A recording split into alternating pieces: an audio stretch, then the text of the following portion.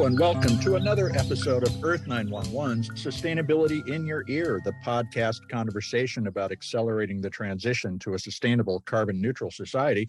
And I am your host, Mitch Ratcliffe. Thank you so much for joining the conversation today. As retail locations struggle to attract customers after the pandemic, they're running short of backroom storage space and dealing with a rising tide of returned items.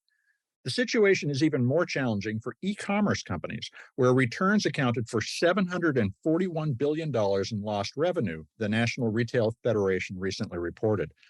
With overflowing warehouse spaces, the process of handling excess and returned goods is in need of an upgrade.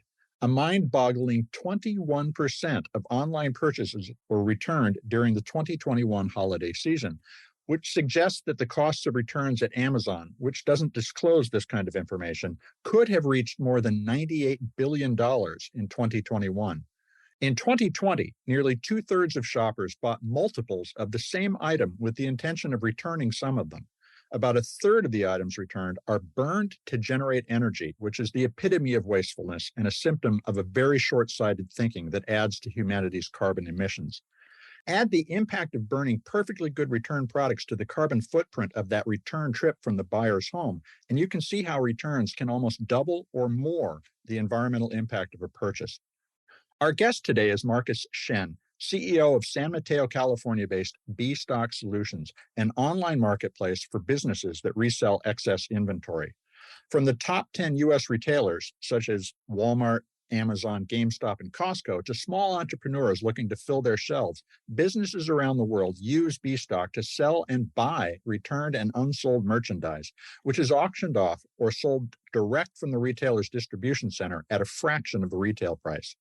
For example, I recently browsed Amazon's auctions on B-Stock and found a pallet of lawn and garden items worth $9,700 at retail. And with just 17 hours left in the auction, the top bid was $425. Another mixed lot that included high-heel shoes, laptops, sunglasses, and dog leashes was worth $22,500 and was selling at $701 with the same 17 hours left before the gavel fell on the auction. The catch is you have to pick up the pallet or pay to have it picked up and shipped to you. Giving the rising tide of returned and excess inventory a second chance at useful life is critical to lowering the GHG emissions generated by our economy. We'll explore the crooked path known as reverse logistics and how the secondary market can help create a more circular economy. If you want to find out more about B-Stock, check out bstock.com. B-Stock's all one word, no dash, no space, bstock.com. Welcome to the show, Marcus. How are you doing today? I'm doing great. How are you? It's another beautiful morning in the Seattle area, a nice summer, and we haven't had any smoke, so it's not too bad. That's great. I wanted to, what you're doing at B-Stock is really interesting in terms of providing re-commerce at scale for large manufacturers. But what was your aha moment that made you move from being a financial executive to being a re-commerce executive? Did Howard Rosenberg, the founder, pull you aside like Steve Jobs did to John Sculley and say, come change the world with me? It actually did happen a little bit like that. I would say that as I was thinking about new opportunities, for me, it always starts with people. And I would say that Howard, the founder of B-Stock, is as good a person as you can meet. And he and the team that he built they were trying to solve a very big problem around all of this inventory that gets potentially wasted. And so it sounded like a great problem to solve. Well, a $1 trillion opportunity is hard to ignore. Tell us, now you describe yourselves as empowering entrepreneurs and innovators of commerce. Who are B-Stock's customers, broadly speaking? Yeah, so B-Stock is a marketplace. And so as a marketplace, we have two sets of customers. On one side of our platform, we work with brands, retailers, some of the largest companies in the world who sell inventory on our platform. And then on the other side, we work with buyers. And these tend to be entrepreneurs, folks who are have small thrift shops, discount stores, sell online through the eBays and Amazons of the world. And so it's a pretty interesting mix of customers that we work with. So if I'm a small business person, one of these entrepreneurs, what happens? Do I get a pallet dropped in my garage and I break it down and then list it for sale on my own site? That's basically how it works. So they would buy something that they were looking to resell online. They get a delivery of these goods and individually sell those generally on, again, online tends to be the primary way of doing it, but some folks even have traditional discount stores where you and I can walk into and find things at great value. Uh, okay, so a dollar store could be a customer as well. Exactly. So we do have folks like that who do, discount stores, off-price retail, kind of your small, apparel stores, electronic stores. It's a very wide range of small retailers on the other side of the platform.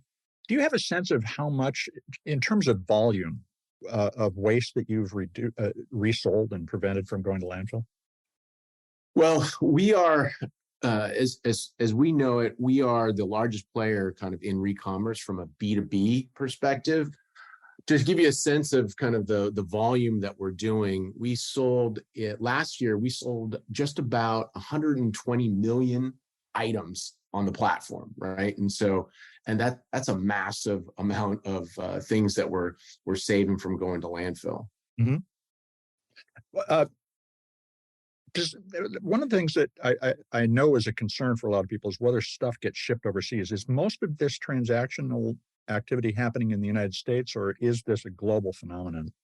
So to date, we've been mostly focused on the United States, as you might know from the customers that we work with within the U.S. They tend to be some of the largest brands and retailers here in the country.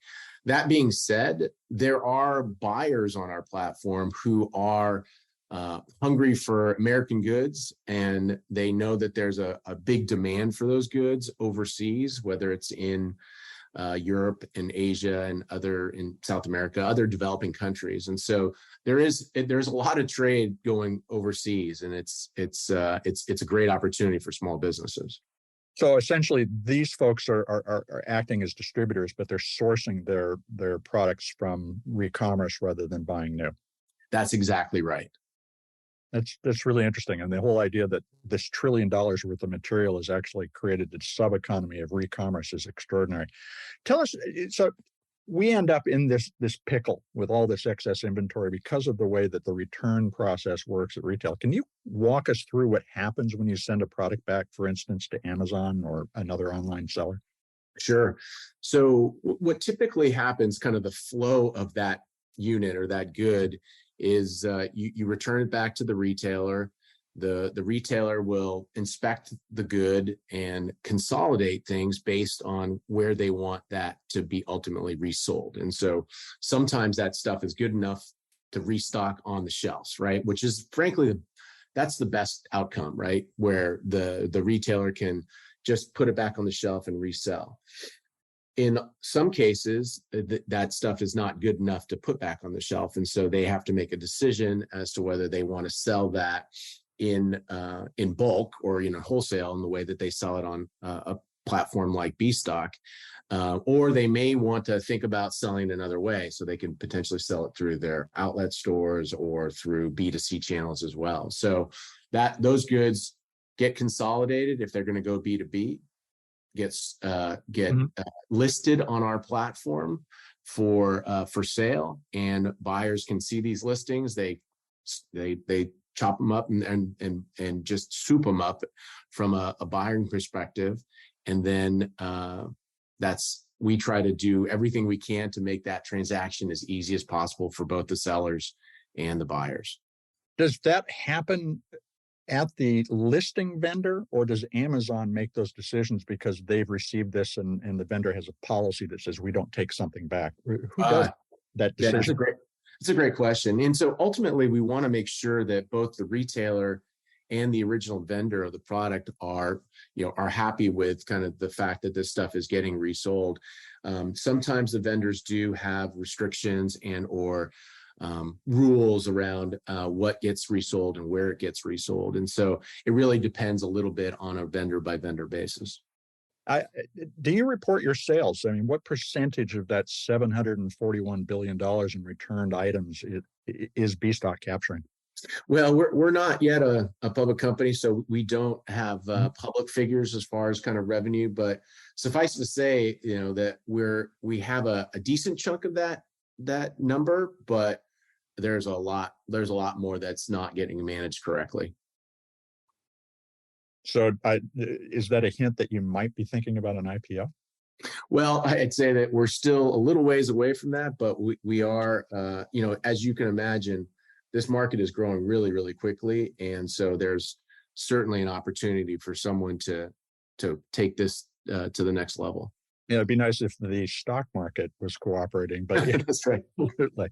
Now, another phenomenon that's going on is and this is surprising to me because of the pandemic, that retailers are running short of storage for inventory and returned items. How's that changing the cost of returning an item, not just to the retailer, but to us in terms of cost passed along to the consumer?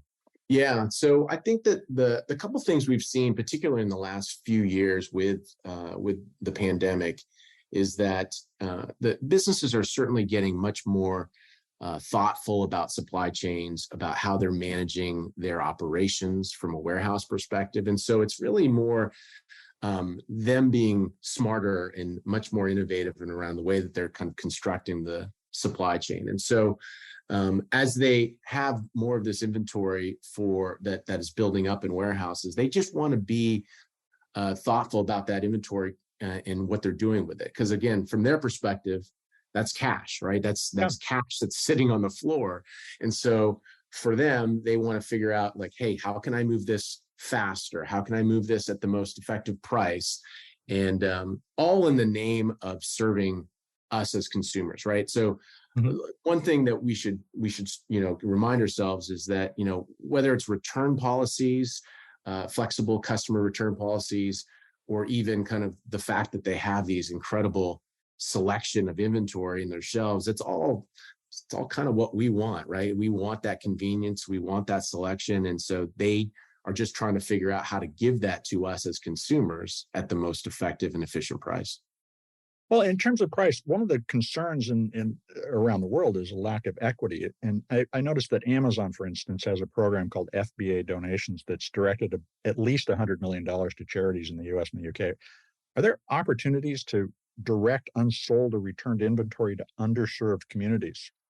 Yeah, and a lot of our customers actually already do that. A lot. I mean, again, I How think that so? right, and so a lot of retailers will take advantage of the fact that they can donate product to charities and organizations within their local in their local geographies, which I think is a great part of kind of where this type of inventory can also serve kind of the greater good. Has BStock looked at facilitating those kinds of donations if it can't dispose of something? We have not yet. We do recognize that it's a portion of the puzzle that we could let's call it expand into, but we've got our hands full with all the inventory that we're seeing from all these big players already. That's really interesting. I want to take a quick commercial break. We're going to be right back to continue the conversation. Hey, extended producer responsibility change makers, let's unite. Meet me and the Earth911 team in Portland, Oregon this September at the 2023 U.S. Product Stewardship Forum, the nation's only conference dedicated to EPR legislation and best practices. The circular economy is being crafted today, brick by brick, with EPR legislation, and packaging recycling efforts are leading the way. 2022 saw unprecedented momentum, with 18 states considering over 60 EPR bills, and 6 became law. This year in Portland, you'll find exclusive insights from globally recognized EPR experts. The Product Stewardship Institute invites you, the movers who will shake their regional recycling and composting systems with new ideas. Network. Hone your EPR knowledge and form strategic alliances to drive the circular results this world needs. Now is the time for producer responsibility. So join us at the 2023 U.S. Product Stewardship Forum in Portland, Oregon. That happens from September 11th to 14th. Register today at productstewardship.us. Product stewardship is all one word, no space, no dash. Productstewardship.us. Be a part of the solution because stewardship starts with you.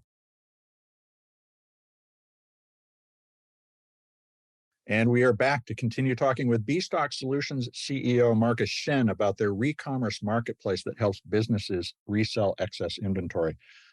So, Marcus, reducing waste is critical to sustainability. And like you said, we want this stuff. And so it flows through the economy. But unfortunately, there's this waste component. Would bans on overproduction or disposal of goods be effective, in your opinion?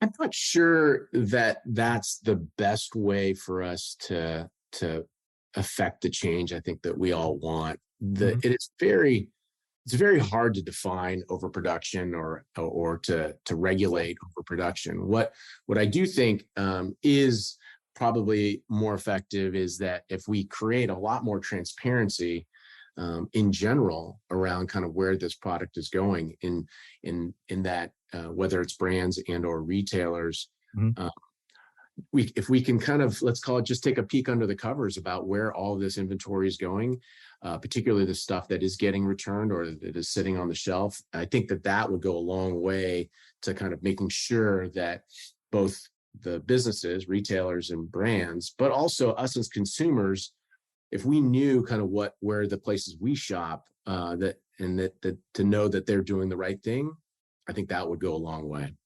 So in order to contribute to the transparency, should companies be publishing inventory reports on a regular basis? Because of course somebody else would need to aggregate all that information so it was comparable. But where should we start in order to create that transparency? I think some of the big retailers are already very forward thinking about this. You know, we've certainly see some of our large customers already publish ESG reports where they're talking about what they're doing from a sustainability perspective within their footprints and their stores. And I think that's kind of I see that as an evolution in the right direction. It's interesting because all the controversy around ESG, but what we're talking about here is not the negative reporting, but the positive. We actually kept this inventory in use. Exactly. Like that would be a benefit to the brand. Huge benefit, right? A huge benefit for them to be able to talk more, being more forward and being more public about kind of what they're doing with this stuff, because a lot of them are doing the right thing. France in 2020 took the first step towards that kind of transparency, but they did it by banning companies from throwing away many kinds of unsold goods.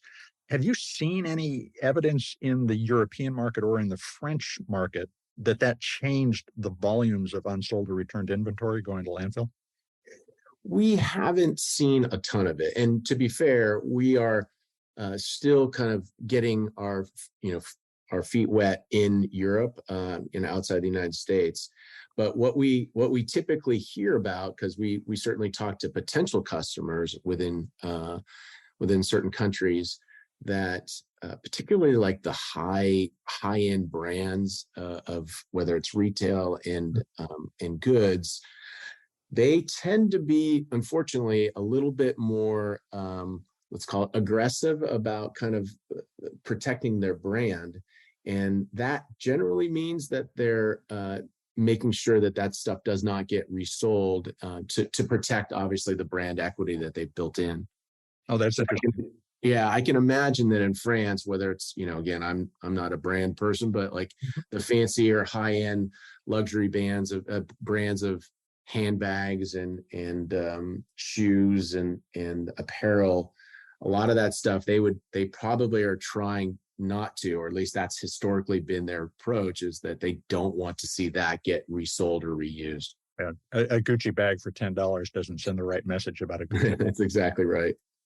Now, as you think about this problem of transparency, reporting, understanding the flow of materials and waste in our society, do you think that would be more effectively addressed at the regional, national, or do we need a global approach to this in order to move materials the shortest distance to markets that can use them? Well, I think it's hard It's hard for me to say exactly what's the right way to regulate this. I think a lot of these businesses, at least in the United States, they're global businesses, and they obviously have the largest footprints, and with multiple locations, frankly, in every single state across the union. So my sense is that it would be hard to do at a regional level, but more likely is something that you would do at somewhat of a national level. I think it's clearly in our country's interest to make sure that we're again making good use of these products that are extremely valuable, and two, kind of reducing the amount of unnecessary movement of goods kind of across the country back and forth, and all the unfortunate touches that they may require to move this stuff. Now, let's take e-waste as an example. We know that only about 18% of it is recycled on an annual basis. Why have recycling initiatives failed to make a significant impact on that waste, in your opinion? And how do you position e-commerce as an alternative to recycling? I think one of the big challenges is again, it's one of these things where everyone knows it's the right thing to do, but sometimes it's inconvenient or it's hard. We do see at the corporate level, some of our customers from a consumer electronics perspective, that there are companies who are truly at the forefront of this. I would say a lot of the carriers, cell phone carriers like AT&T and T-Mobile are absolutely, like, they're the leaders in kind of the way that they're recycling and reusing and protecting kind of these goods when they get traded in or get returned or something along those lines. So there's a lot of great work that's being done by some of these companies. It's just, I think that when people try to manage this stuff in a manual process, or heaven forbid, if we leave it up to, the individual to kind of recycle, I think it becomes more challenging for us to do it at scale.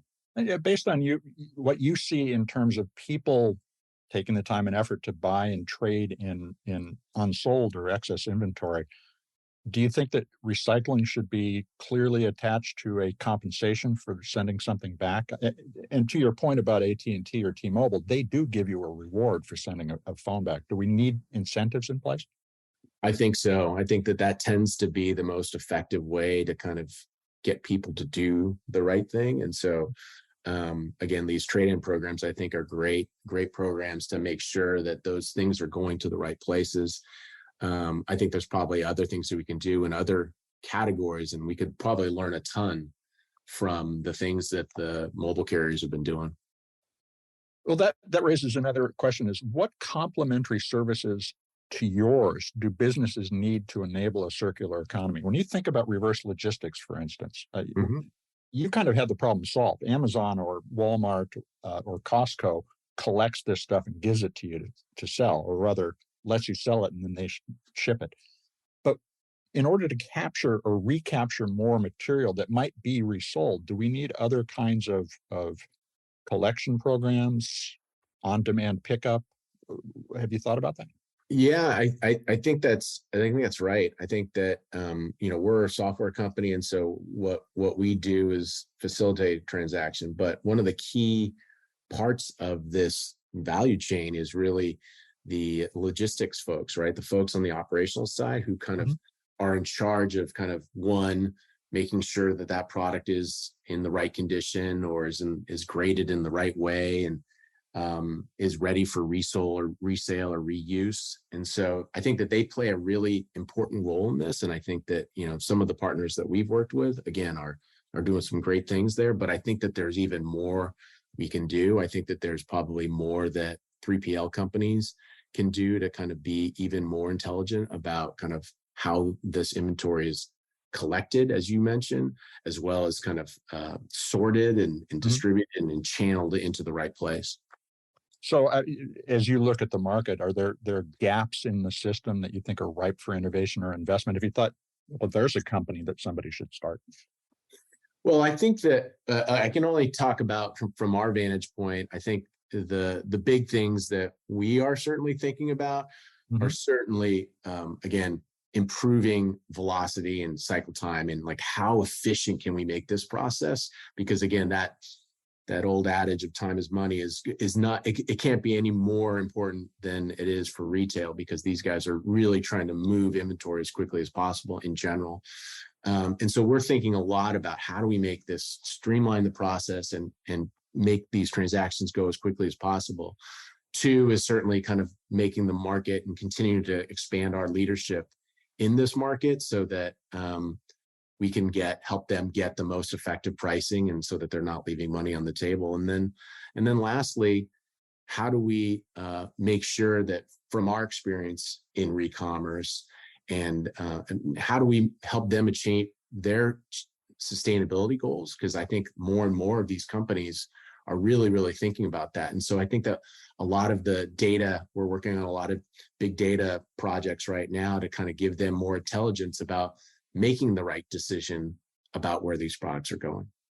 So one of the benefits of engaging with B-Stock is that you get greater insight, not only into where your excess inventory is coming from, but its disposition. Exactly. And so we try to help them across the board as far as kind of where this product is going, how much it's going to get, or how much it could get, and we're gonna obviously make sure that they're putting the product in the right channel. Now, another key to the sustainability of this entire system is the sustainability of B-Stock. Have you analyzed the carbon and other environmental impacts of the return process, and particularly how you operate? Yeah, we're starting to get even smarter about that stuff ourselves. I would say that, from a big part of the process, as I mentioned, is an operational piece, right? Mhm. So our logistics partners, our trucking companies that we work with in our network, I think that they arguably have they have the best insight into kind of how we can do better things around things like carbon emissions, and kind of reducing the amount of stuff that has to move from point A to point B. But at least even from a B stock perspective, there are certainly things that we are doing, whether they're little things, right, Mitch? Like things like Such as? laptops that we use. We want to make sure that we resell those as well, right? And so we're trying to do our best to walk the walk as well. Have you set any public emissions or other goals? We have not yet. Again, we since we don't actually control the trucks, or we don't have any, frankly, we don't have any warehouses or trucks at all. So it's not something that we have direct purview into. But I think one thing that we do think that our technology and data can help inform, how can we route things more intelligently? Like you mentioned before, can we reduce the distance that products are traveling to deliver for buyers and sellers? I think that there's a lot more that we can do from a data perspective. That's interesting. So, and essentially, look, you're all scope 3 emissions, or almost all scope 3 emissions, the truly indirect emissions associated with the other parts of the supply chain, but you can optimize that supply chain by looking into it. So that's a really powerful position to create some distributed results in terms of emissions or other environmental impacts. But as you think about making a public commitment, what metrics are you going to focus on? Is it going to be carbon emissions that you from your operations, or are you going to be trying to bring all those scope 3 emissions into focus to say, look what we're changing overall? I think so. For us, I guess, as a technology company and facilitating a transaction, the Mhm. number one thing that we think about from a sustainability perspective is still how many goods get resold. We really feel like that's kind of ultimately first and foremost for us, because we know from this industry that if that stuff is not easily and effectively resold, unfortunately, people are not going to do the right thing, and that stuff will end up in landfills. And so we're first and foremost kind of thinking about resale and how much we can help resell. As you look forward and think out at 5 or 10 years, what percentage of that vast amount of unsold material do you think that we can take out of the system? And Of course, that means through organizations like BStock. I may, and call me a dreamer, but I believe that most of it can be recycled and reused, because by and large, as you know from buying things ourselves, like a lot of that stuff gets returned, and it's still new in the box, right? It's not anything, right? It's not anything that's anything wrong with it. And so I think that the optimist in me says that we could reuse most of that, eye-popping number of amount of inventory. It'd be good if we got rid of the $1 trillion in waste. and we're aligned on that as well, because I think that when we talk to our customers, particularly the brands and retailers, they certainly don't want to waste this stuff either. They don't want they would certainly love to be much more effective and efficient about managing these returns, and for us that ultimately is the goal. So how can folks follow along with what BStock's doing, or maybe shop? Yeah, I mean, so we are a business to business marketplace, and so if they are small businesses, if they have retail stores, or they want to start their own online resale business, they can come to bstock.com and look at all the many things that we have for sale on the platform, and get themselves started. Well, hey, Marcus, thank you so much for spending some time with us today. It was great talking to you, Mitch. Thanks a lot. We've been speaking with Marcus Shen, CEO of BStock Solutions. It's a leading excess inventory marketplace. And to learn more about BStock, and if you're looking to start a small retail or e-commerce business, shop the excess inventory, you can visit bstock.com. BStock is all one word, no space, no dash, bstock.com. Sustainability is built on reducing, recycling, and reusing everything as efficiently as possible. But our online and in-person shopping habits have created an economy that is bursting with waste. Recommerce is simply reuse at scale, and of products that would otherwise never get a chance to be used, even once, before going to a landfill or ending up in an incinerator. Returned items don't go back on the rack or shelves at many stores, as Marcus explained. They're treated as damaged goods and consequently become waste.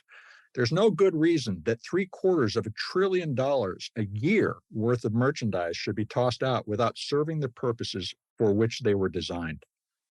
We can reduce the waste by shopping responsibly, which means with an eye to avoiding waste. Don't order 3 sizes of a new shirt or blouse and return the 2 that don't fit. Returning a faulty item, if that new phone doesn't work, is perfectly reasonable, for example, but would a blemish on the finish be something that you could live with because the phone case covers it? If we can assume a retailer or website will toss that slightly imperfect phone or the shirts we ordered, knowing that they might not fit, we are just as responsible for the waste as the retailer. In the climate era, we cannot treat these decisions with the same casual concern that we would, say, as asking a clerk to check the storeroom for a different size and come back with 2 or 3 alternatives. Instead, every return trip to Amazon or Walmart that a product takes adds to the carbon footprint of our lives. The small business opportunity in excess inventory might be combined with local charity to enable low-income communities affordable access to goods. If instead of burning or trashing the millions of pounds of excess inventory, we made it available to people in need, there are a lot of social ills that we might address. But is more stuff always the answer? No. Better choices, including responsible inventory planning by retailers, are another key to unlock a more sustainable lifestyle. And that's why the transparency that Marcus talked about is so important. Recommerce is an essential feature of a circular economy, but it cannot justify the wasteful practices of, for example, fast fashion or the annual upgrade cycle that drives the electronics business. We need to use things longer. We need to take better care of them. We need to repair them so that the embodied carbon footprint of making, shipping, and distributing them can be earned back, and actually we can go carbon negative by using those products longer. We'll continue to track the evolution of this entire recommerce environment, but hopefully we'll also be reporting a decline in wasted resources. Hey, I hope you'll take a moment to share this podcast or any of the more than 400 others that we produced on sustainability in your ear. If you take a moment to write a review on your favorite podcast platform, it will help your neighbors find us. You folks are the amplifiers that can spread more ideas so we create less waste.